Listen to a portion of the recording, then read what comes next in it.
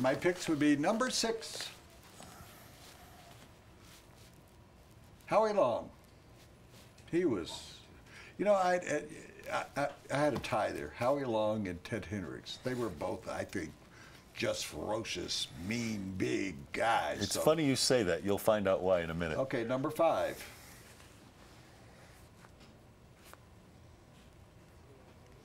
George Blanda. Well, I know what it is. We don't know. George Blanda. He had that incredible year where 1970. he either kicked field goals or led comebacks and everything.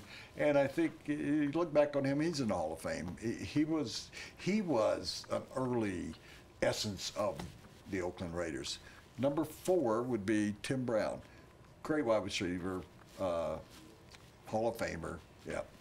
Number 3, the guy that was 0-0, which made sense, Jim Otto. Because I mentioned earlier in the program, he played in like 800 straight games or something, and he's still in the organization.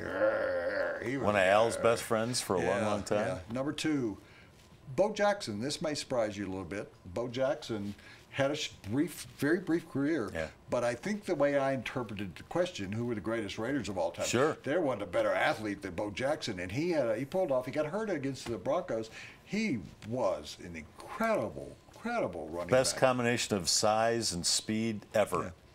And number 1, Marcus Allen. And he and Al Davis had problems, but I think Marcus Allen was by far the best running back. People talk about Napoleon and all these other people they've had. Marcus Allen was the MVP of Super Bowl that I watched against Philadelphia and New Orleans, and he had an incredible game. He had one of those zigzag snake kind of games, runs for 57, 59 yards for a touchdown. I think he was the best of the bunch. Yep.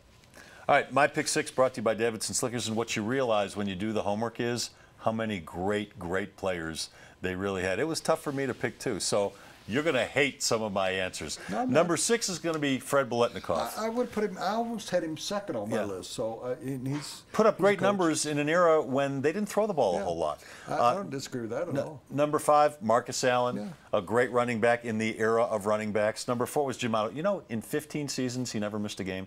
15 seasons, never missed a game. 800 games is what he told you. Number 3, I couldn't pick between these guys. Lester Hayes, Mike Haynes, and Willie Brown. All Hall of Famers, all great defensive backs.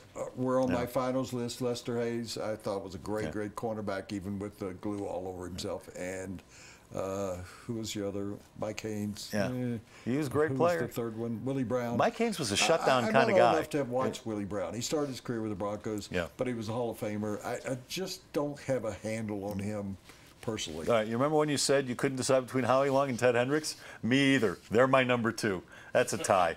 They were. You know what Ted Hendricks was? People don't realize this because he was an older player. First of all, a great nickname, the Stork, because he was 6'8". Mad Stork, wasn't it?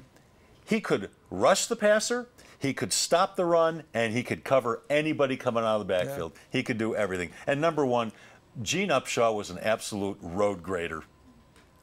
He leveled everything in his path. Gene Upshaw is my number 1 Raider. I think his reputation has both been helped and harmed, though, by being the director of the Players Association. It was a terrible rep. Oh, yeah. All right, Pick 6 sponsored by Davidson's Liquors. Fans of the Sports Show get $10 off any online order of $50 or more at davidsonsdenver.com, so up to 20%. But you have to use the promo code SPORTSHOW10.